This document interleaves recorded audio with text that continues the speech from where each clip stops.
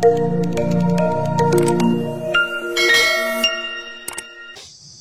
Beh, tadi ini gimana perjalanan aman ke sini? Udah lumayan orang agak malam kan, gimana? Iya, dari rumah jam berapa tadi ya? Itu komunikasi jam berapa tadi ya? Ada jam 9 ya? Iya tadi ya. Ya. Saya jam 10-an lewat, setengah 11 ya kayaknya. Ya lumayan sih, ngedap. Iya. Ya. Tapi aman lah ya perjalanan aman lah ya. Ya. Ya istilahnya manusiawi lah kalau ya. Ada rasa agak merinding dikit. Manusiawi. Ya sih, pasti itu manusiawi kan, itu kan kita rasa kayak kita hidup berdampingan kan sama yang apa yang halus-halus juga kan, kita hidup berdampingan juga. Ya yang penting ginilah apa tujuan kita kan baik kan. Ya benar. Tujuan kita kan yang penting apa ya, nggak ngusik mereka juga, kita nggak ngeganggu mereka juga gitu kan. Jadi kalau saya punya prinsip gini ya, memang ini lumayan sih ya, memang nggak jauh ya. Iya. Dari kampung ke sini itu. Iya. Cuman karena meliak-liuk gitu kan. Oh iya, baru tanjakan lagi kan. Tanjakan lagi itu kan. Pendek-pendek lagi tuh tanjakan. Tek-tek gitu kan. Pendek-pendek, cuman kan dia pendek-pendek tapi apa? Iya, gitu. Liuk-liuk gitu kan ke sini. Ada cerita wah di sini gitu kan. Udahlah main klakson aja kan. Oh iya. Kita gitu main klakson, istilahnya punten lah, assalamualaikum ya, gitu. Kan gitu. Kan kalau kita namanya mau di perjalanan kan, apalagi kan dari bawah ke sini kan ada posisi-posisi yang ini kan gelap kan, kadang kan karena memang lampu jalan kan juga belum terlalu ini ya. Belum terlalu. Paling di bawah doang kan ya? Di bawah. Iya. Di bawah. Jadi ke sininya kan agak gelap tuh, jadi pas itu jembatan tuh turun kan. Tapi aman lah ya, aman. Ya itu ini. Makanya saya bilang, Babi belum ini nih. Makanya sih nggak lama Babi udah muncul nih. Aman lah berarti. Untung diingetin itu. Kita kan punya planning ya, memang udahlah. Sekali-kali malam Jumat di alam gitu kan. Iya. Ya memang kan tadi juga kata saya, kampung ini cuacanya bagus ini ya kan. Biasanya kan kayak kemarin 2 hari hujan kan. Benar itu 2 hari hujan. Pasti timingnya tepat banget tuh, lihat pemandangannya keren. Tambah ini kan tambah 2 hari hujan kemarin, jadi memang cuaca jadi bagus lah sekarang ini ke sini, jadi nggak terlalu kayak kalau kita ngelihat City Light ini Bogor ini kan penuh dengan polusi kan. Nah, apalagi Jakarta tuh habis hujan, lumayan lah gitu kelihatan gitu kota Bogornya gitu. Saya juga agak ini juga sih tadi, ini makanya kan tadi ngajak istri. Ya. Gak enak juga kan. Tahunya istri ya udahlah, dengan segala mempertimbangkan ada warung nggak di situ, buka nggak. Saya bilang nggak buka, males dia kalau nggak ada warung ini kan. Iya. Ya udahlah saya jalan sendiri. Yan, nanti kan sering ini ya, sering berkegiatan di alam ya. Iya. Pertamanya ya akrab banget lah dengan ini Gunung Salak lah akrab banget ya.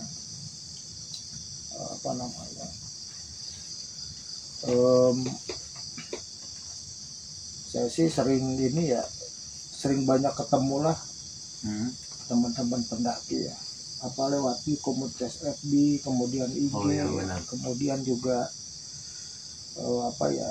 ketemu langsung di pendakian ya. Tapi tidak harus Gunung Salak gitu kan. Ternyata memang kenapa sih Gunung Salak itu, saya juga nggak tahu ya, bingung ya. Jadi bukan gunung yang dianggap populer gitu untuk para pendaki ya. Mungkin tanda kutip ya, artinya gitu ya kan. Sekarang kan memang di era udah orang gara-gara COVID itu kan udah booming banget tuh alam tuh sekarang. Ya itu dampak COVID loh. Terjun di alam kan, kebanyakan. Alam dia kan, alam artinya kan memang waktu itu mungkin di objek wisata lah, istilah tempat-tempat terbuka Ya, kan ya. lebih apa namanya, mungkin lebih terkategorikan aman, nyaman sejuk, gitu gitu kan, ya kan. Nah, akhirnya dampak dari itu COVID itu, pandemi itu, Iya, iya. nah sekarang kan tambah Rame tuh orang booming banget ini. loh itunya, Baik kegiatan dari pendakian itu loh. Hmm. Tapi saya apa ya, saya banyak dapat info-info di YouTube, kemudian di surat kabar apa namanya, mungkin dari teman-teman langsung. Jarang sekali orang yang ini terhitung mungkin nggak sampai 1 bulan itu 100 tuh nggak nyampe gitu yang naik salak gitu. naik salak. Saya juga nggak ngerti itu kenapa gitu loh. Kemarin saya tanya juga kan yang di base camp Aji Saka tuh pas saya naik itu kan, itu hanya sekitar yang naik itu 28. Sabtu Minggu itu 28 totalnya. Artinya kan apa ya, sedikit banget ya. Di sini juga jarang banget. Kebanyakan tuh di panorama ini ya, di panorama Pinus nih. Kebanyakan pada campingnya hanya di sini yang kawasan camper van sama yang di ini hutan pinus ini, dan cuma hanya seputaran itu aja. Iya, jarang yang naik. mau naik gitu. Emang di sini nggak ada treknya ya? Ya memang treknya bukan untuk trek mendaki. Oh, mendaki. Bukan. Jadi itu ini trek ini petani gitu. Treknya petani atau mungkin ini, orang yang nyari-nyari kayu ya. Ya gitu. Jadi kayak apa? Nyari apa sih namanya biasanya tuh apa? Yang iniin pinus, yang ngelola pinus. Jadi hutan pinus. Ya, jadi dia ini kan getahnya gitu. Jadi hanya jalan-jalan itu aja, bukan untuk pendaki sih. Untuk jalur sini enggak ada. Tapi kan kebanyakan kan dari arah sana kan. Aji Saka itu ya. Dulu Curug Nangka ya. Mungkin Rian mungkin yang sangat akrab lah dekat dengan Gunung Salak gitu pasti. Atau apa ya, dapat info mungkin yang di luar dari apa namanya, apa ya, terjun langsung di sekitar Gunung Salak ini gitu kan, mungkin info-info dari siapa lah, entahlah kan, mungkin banyak sumbernya kan.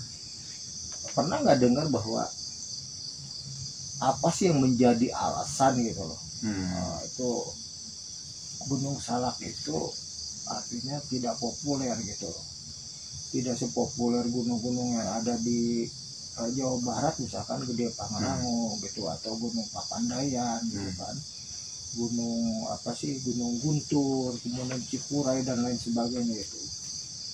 Itu penyebabnya apa ya? Kalau saya sih kan, saya melihat Salak itu ideal ya untuk berkegiatan pendakian ya, saya ideal gitu kan. Kenapa? Entah ya, apa sih yang alasan-alasan mereka tuh, juga mungkin saya juga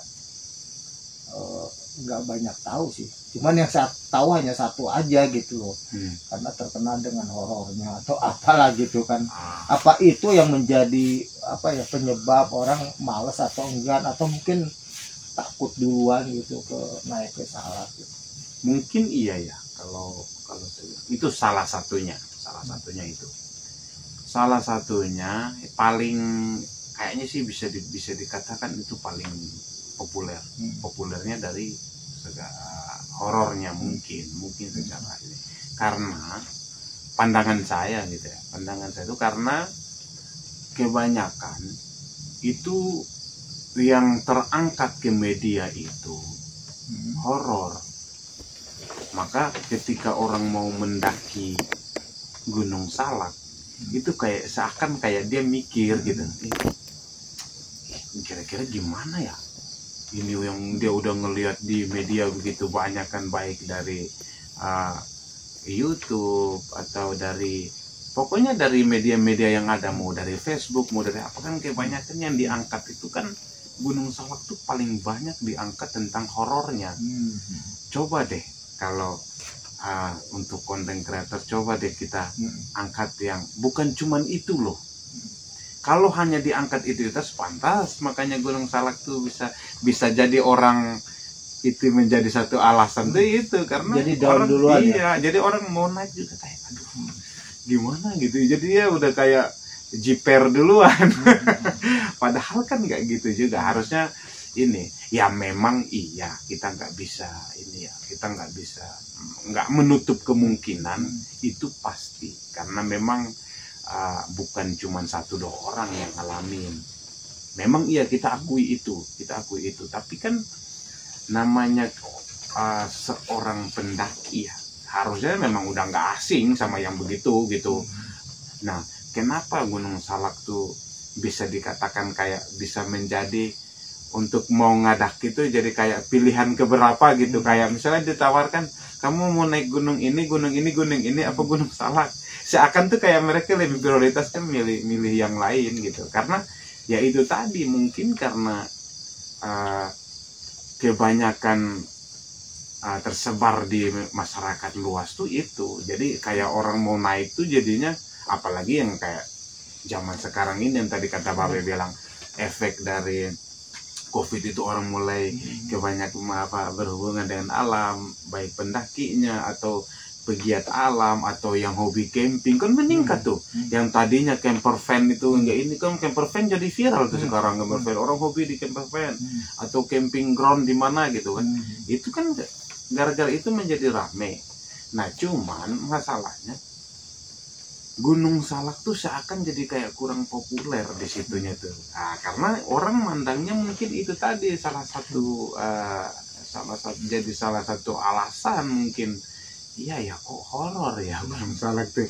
Jadi orang tuh membuat orang tuh jadi jiper duluan mau naik juga gitu. Sebenarnya gini ya, mungkin kalau menurut saya pribadi ya, saya pernah naik Salak itu tahun 1986. Tahun itu 80-an pertama ya? Berarti 36 tahun yang lalu, sekarang 2023 kan. Iya, udah lama. Itu 9 kali, 11 bahkan 11 kali saya naik. Dulu saya sering bawa orang yang dari Jakarta, anak-anak sekolah gitu kan, gitu kan. Itu yang populer dulu Curug Nangka ya. Karena akses yang paling dekat dengan rumah gitu kan. Paling dekat gitu kan. Dan nah, saya selama kegiatan pendakian itu hampir tidak mengalami sebenarnya hal yang kayak gitu. Hampir tidak mengalami. Artinya melihat ya, sosok gitu loh. Tapi kalau ngedenger gitu kan, merasakan gitu saya ini. Tapi kalau langsung melihat saya enggak. Gitu kan. Akhirnya saya berpikir begini, oh, selama itu saya tidak melihat penampakan gitu loh, dia menampakkan diri gitu, akhirnya kan aman-aman saja kan, gitu. Dan akhirnya saya punya prinsip gini, ya udah, ketika saya mendaki misalkan ya, nah bawa orang tuh kan, kalau dulu suka bawa orang tuh berapa rombongan, ya udah saya jadi guide gitu kan. Nanti ada yang bagian porter lain lagi gitu kan, itu bawa orang itu. Saya tidak pernah cerita tentang Salak itu horor. Nah, paling saya ceritanya tentang pantangan ya, bahwa kalian kalau naik gunung itu harus benar-benar, yang pertama ya yang harus kalian siapkan adalah mental kalian, fisik kalian, kemudian perlengkapan kalian ya. Kemudian juga yang paling utama banget itu adalah kalian melakukan pendakian itu harus diketahui orang tua. Dan saya cek tuh perlengkapan yang dibawa sama mereka tuh, cek semua. Wah, kamu nggak bawa ini, kamu harus ini. Bahkan pernah kejadian naik tuh lebih banyak yang tidak bawa perlengkapannya, misalkan kayak ponco dulu tuh, ponco. Ponco tuh dulu, ponco kan bisa dipakai buat ngecamp juga itu. Sekarang kan jas hujan apa gitu. Enggak, misalkan ada yang naik 10 orang. Kemudian yang lebih banyak yang tidak bawa ponco tuh. Misalkan dari 10 tuh hanya 3 gitu kan. Udah saya batalkan tuh. Kamu nggak bisa. Dulu kan nggak segampang itu nyari ponco. Gitu. Jadi saya lebih menekankan ke kayak etika lah. Etika berkegiatan di alam itu nggak boleh istilahnya apa ya, Persiapan juga harus iya persiapan itu kan dulu tuh agak ketat ya pendakian itu, pendakian agak ketat ya dulu karena apa ya, jadi mungkin ini ya apa kalau kata saya mah memang itu ya untuk dulu itu pendaki itu kan orang pendaki, namanya pendaki, jadi dia suka ada pendidikan kayak gitu kan. Jadi diklat-sarnya ada, dia itu semua diajarin. Jadi untuk ini, tapi kan kalau untuk sekarang ya, untuk sekarang ini semua orang sudah bebas benar-benar ini, nggak perlu melalui pendidikan dulu, nggak mulai ini. Jadi kan makanya banyak sekarang kayak komunitas-komunitas alam itu kan. Kayak di bawah sini nih ada pesantren di bawah nih, dia punya namanya IPALA, Ibnu Taimiyah pencinta alam, gitu. Jadi apa ya, masing-masing sekarang tuh udah banyak komunitasnya. Cuman memang dia bedanya dulu dengan sekarang itu nggak melalui pendidikan. Jadi kayak diajarin kan, kalau dulu makan diajarin nih, kamu kalau di hutan cara bertahan hidupnya begini ini gitu kan diajarin. Tapi kan kalau sekarang tuh enggak gitu. Jadi orang udah semenjak mulai bener tadi ya COVID tadi ya, jadi orang sudah mulai begitu jundara, dia kayak udah nggak perlu pendidikan juga, kita ini aja gitu, apa asal dia sama orang-orang yang yang sudah berpengalaman kayak gitu biasanya. Dan itu kadang yang menjadi ini ya, biasanya menjadi kayak ada ujian tersendiri mungkin. Makanya ketika mengalami horor tentang di gunung kah atau apa keanehan di gunung itu, ya mungkin itu salah satu sebabnya karena tidak melalui pendidikan dulu kan. Kalau misalnya dulu mah diajarin kayak gini, begitu kita mulai masuk di hutan belantaranya, hutan bebasnya lagi, hutan belantaranya itu kan kita mulai dengar tuh suara-suara burung. Kan di gunung tuh ada suara burung, ada suara ini kan, ada burung yang dia mampu menirukan beberapa macam suara. Terkadang itu suara burung tapi dianggapnya suara horor nih, suara inilah. Nah itu terkadang yang menjadi ini gitu. Padahal itu suara burung, padahal di hutan tuh kayak gitu. Ya ini sepengalaman saya. Ya saya di Gunung Salak ini ya, saya kadang-kadang ya di Panorama ini kan saya kadang kalau misalnya lagi kayak hujan nih, hujan kan biasanya kadang suka di air di Panorama ini kan, kalau namanya air dari gunung ya suka macet karena pasir lah, daun lah, mau gak mau kan saya sama paling ada ini kan, ada engkong biasanya tuh, sama engkong naik ke atas ngecek air. Nah kita tuh naik gunung di atas sana, lumayan jauh kan, berapa kilo dari sini sumbernya itu. Nah kita jalan dari sini, jadi memang kalau saya itu memang udah biasa. Jadi kadang kalau kita nyampe di atas kan kita udah biasa denger yang kayak gitu. Oh ini suara burung ini suara ini suara ini. Jadi kayak dari memang kan suara tuh aneh-aneh tuh, dari segala macam suara.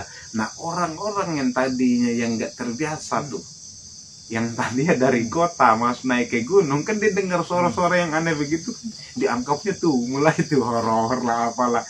Nah maka itulah tambah misalnya, apalagi pas kebetulan dia ngerekam misalnya kan, diangkat ke media misalnya kayak Facebook lah atau YouTube atau apa gitu. Nah itu yang menjadi gunung itu populernya jadi horor gitu. Ya sebenarnya ya itulah apa ya, kalau dulu pengalaman saya, ini saya di ini nih di Pama dulu saya sempat juga bikin pecinta alam nih. Kalau ini yang SMA dulu saya ngajar, ya di Warna Adventure Club, kemudian ini yang di Bandung di Pama. Saya dilatih sama Wanadi juga, Skydes gitu kan. Nah, ini kalau ini saya bikin sendiri nih ke KPA, kelompok pencinta alam lestari Bogor gitu kan. Nah iya benar yang dikatakan Rian itu ya, mereka itu sebenarnya sebelum berkegiatan di alam itu harus dilatih atau harus diberikan pengetahuan tentang ekosistem yang ada di dalam. Gitu ya. Benar. Ekosistem itu kan bisa flora, bisa fauna gitu kan. Gitu. Terus kalau fauna, misalkan ada fauna yang bersuara di siang hari, ada yang bersuara di malam hari. Ya, ada yang memang tadi meniru gitu. Ya, Nah itu kan. Nah itu yang bersuara di malam hari ketika kita dengar burung itu ya. Oh diibaratkan ini ada kuntilanak katanya. Pada itu burung yang memang menirukan suara. Apalagi orang misalkan pendaki atau pegiat alam itu nggak pernah tahu gitu. bahwa itu burung apa gitu kan ya. Akhirnya itulah jadi kayak semacam ada cerita, ada yang apa kresek gitu kan, ada itu mungkin karena apa ya, gesekan antara ranting dengan ranting bisa, dahan dengan dahan bisa, daun dengan daun bisa kayak gitu kan. Dan itu apa ya, banyak sekali pendaki gara-gara terlalu apa ya, mungkin ini terlalu menafsirkan bahwa wah itu suara bukan sesuatu yang wajar. Gitu. Kan ada makhluk asing nih, ini di sini, makhluk astral nih di sini. Itu adalah anggapannya jadinya kan. Iya, anggapannya gitu kan. Apapun lah pokoknya, apapun yang namanya di alam, apalagi ada angin kencang tuh. Wah kan. Udah ini banget tuh. Terus ada yang nimpuk katanya tuh kan.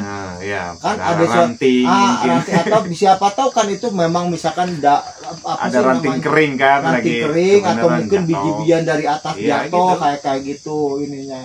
Nah itu cuman cerita horor itu ya, setuju nggak Yan?